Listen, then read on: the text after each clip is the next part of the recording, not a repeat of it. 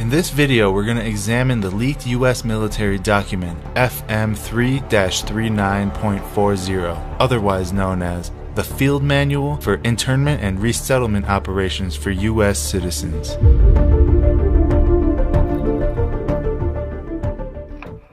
The official U.S. military documents we are about to see were highly classified until 2013 when they were leaked to the public. In fact, if you look at the bottom of the cover page, you'll see just how secret this document was intended to be. Destruction notice. Destroy by any method that will prevent disclosure of content or reconstruction of the document. By this statement alone, it's obvious that we were never supposed to see what's inside. And that being said, let's take a look inside and see what we can find. Now, this document is 326 pages long, and we definitely don't have time to look at every single page. So I'll just go over some of the most relevant content. Feel free to read this document for yourself. There's a link to the full document in the description below. Alright, so keep in mind that this document was not just written for overseas operations. It clearly outlines internment operations on U.S. soil and with U.S. citizens. On page 38, quote, support to civil support operations. Civil support is the DoD support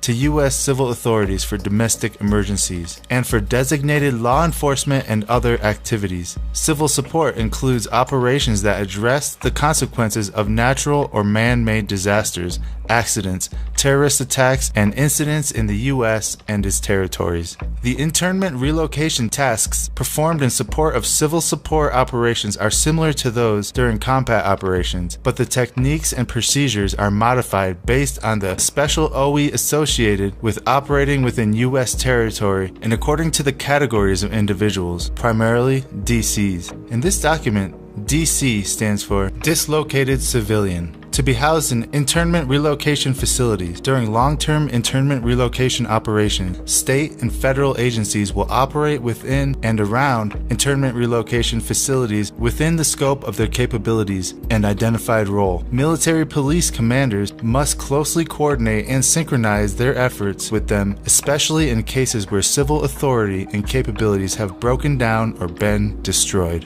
Not only that, on page 146, it details the identification procedures of new prisoners, and that includes taking their social security numbers. Quote, Identification 716. Individual identification photographs are taken of all prisoners. The prisoner's last name, first name, and middle initial are placed on the first line of a name board, and the prisoner's social security number is placed on the second line. A prisoner registration number may be added on the third line. 2 front and 2 profile pictures are taken of the prisoner. Fingerprints are obtained according to AR 190-47. Now that we've established that these operations were not only designed for overseas, but also designed for U.S. citizens on U.S. soil, would it surprise you to see that the United Nations is also involved in this? Page 23. Agencies concerned with internment and resettlement. External government involvement in IR missions, and IR means internment and resettlement, is a fact of life for military police organizations. Some government and government-sponsored entities that may be involved in IR missions include international agencies, the United Nations, International Committee of the Red Cross, International Organization of Migration, U.S. agencies, local U.S. Embassy, Department of Homeland Security, Immigration and Customs Enforcement,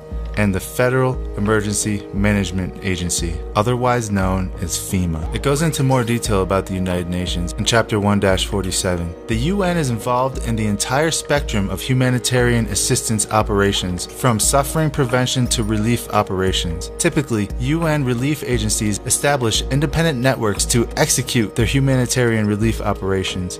The UN system delegates as much as possible to the agency's elements located in the field. Supervisory and support networks are traced from those field officers back to UN headquarters. Military planners must familiarize themselves with UN objectives so that these UN objectives are considered in planning and executing military operations. So basically, the UN is there every step of the way, and these camps must be formulated around UN policies, according to this document. Now, let's go to page 56, where it goes into detail about psychological operations, or PSYOPs. The supporting IR PSYOP team has 2 missions that reduce the need to divert military police assets to maintain security in the IR facility. So basically, psychological operations are deployed in order to manipulate their detainees and make them more passive. And it goes into more detail. Quote, the PSYOP team develops PSYOP products that are designed to pacify and acclimate detainees or DCs to accept U.S. IR facility authority and regulations. PSYOP teams gain the cooperation of detainees or DCs to reduce the number of guards needed, identifies malcontents, trained agitators, and political leaders within the facility who may try to organize resistance or create disturbances, develops and executes indoctrination programs to reduce or remove antagonistic attitudes. Did you catch that? Develops and executes indoctrination programs to reduce or remove antagonistic attitudes, otherwise known as brainwashing. Now, let's move on to page 84, where it talks about medical support.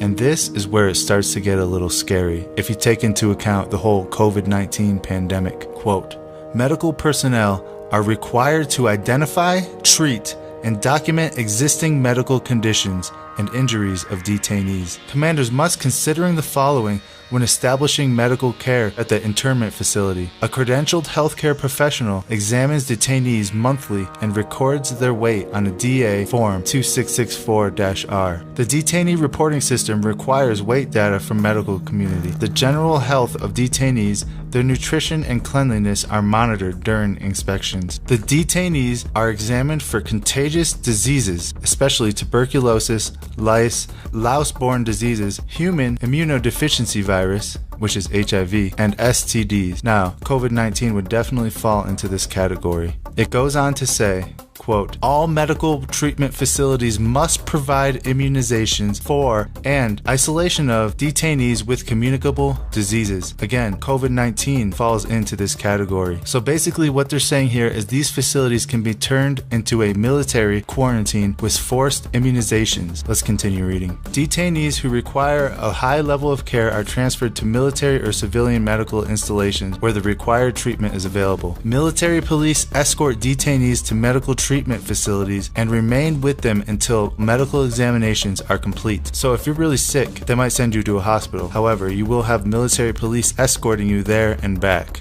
Alright, let's continue on. On page 115, it describes the serial number given to each detainee. Quote, internment serial numbers. The ISN, or internment serial number, is the DoD mandated identification number used to account for and track detainees. Once an ISN is assigned, it is used on all documentation, including medical records. The ISN is generated by the detainee reporting system. The detainee reporting system is the only approved system for maintaining detainee accountability. It is the central data point system used for reporting to the national level and sharing detainee information with other authorized agencies. Here is a nice diagram showing what the ISN is comprised of. Now, some people might say that these camps are friendly in nature and will be used as some sort of humanitarian camp to help people in need. Well, if it's a humanitarian camp, why would they need to use deadly force on people who try to escape? Page 238, quote, Level 5, deadly force, used as a last resort when all lesser means have failed or would be impractical. Used to prevent death or serious injury to self or others, to prevent the theft, damage, or destruction of resources vital to national security or dangerous to other, or, and here's the big one, to terminate an active escape attempt. So basically, deadly force is authorized to stop an escape attempt. That's everything we need to know right there. They also go into detail about how these camps should be laid out. There's many diagrams in this document, and we're going to take a look at this one right here. This diagram shows 3 rows of barbed wire fence, 25 guard towers, and a quick reaction force. Now, it should be obvious to anybody watching this that these camps are not humanitarian relief centers, but rather prisons. Prisons meant for large populations of US citizens. And this video just scratched the surface of this nearly 400-page document. What do you think about this? What are your thoughts on this document? Please leave a comment below and tell us what you think. And if you haven't done so already, don't forget to hit that like button. And until next time, thank you all for watching, and God bless you all.